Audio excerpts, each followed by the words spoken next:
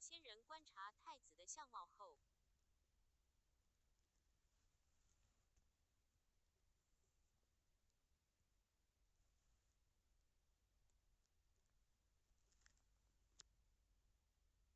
老仙人观察太子的相貌后，认为具有非凡的象征，预言太子将来一定会出家修行，证得无上大教。大局。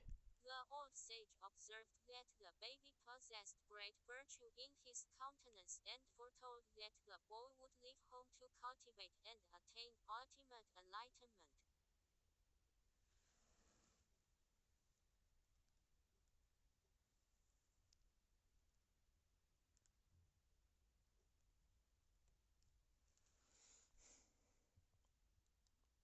老仙人即向太子礼拜，净饭王也不自觉地跟着礼拜。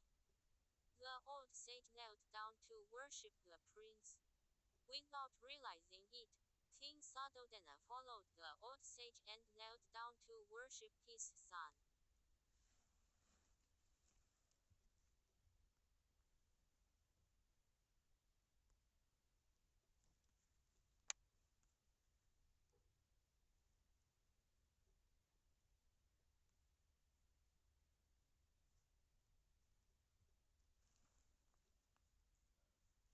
太子诞生后的第5天，举行命名典礼，称为悉达多，意思为一切已成就。